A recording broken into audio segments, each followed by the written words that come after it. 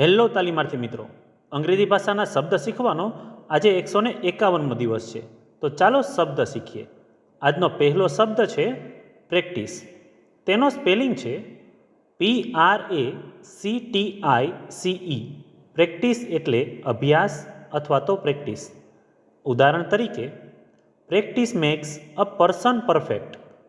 અભ્યાસ માણસને સંપૂર્ણ બનાવે છે. ત્યાર પછીનો શબ્દ છે ક્લેમ. તેનો સ્પેલિંગ છે CLAIM. ક્લેમ એટલે દાવો કરવો. ઉદાહરણ તરીકે, હી ક્લેમ્ડ હિઝ રાઇટ્સ. તેણે પોતાના અધિકારોનો દાવો કર્યો. ત્યાર પછીનો શબ્દ છે ટ્રાન્સપોર્ટ. તેનો સ્પેલિંગ છે TRANSPORT. ટ્રાન્સપોર્ટ એટલે પરિવહન. ઉદાહરણ તરીકે, public transport is very useful.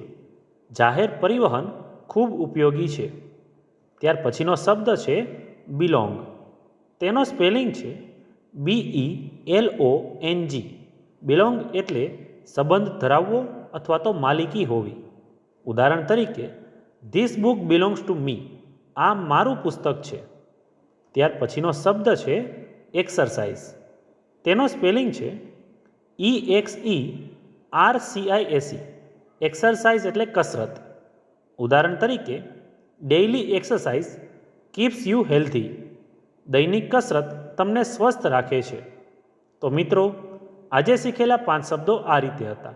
Practice એટલે અભ્યાસ, ક્લેમ એટલે દાવો કરવો, ટ્રાન્સપોર્ટ એટલે પરિવહન, બિલોંગ એટલે સંબંધ ધરાવવો અને છેલ્લે એક્સરસાઇઝ એટલે કસરત.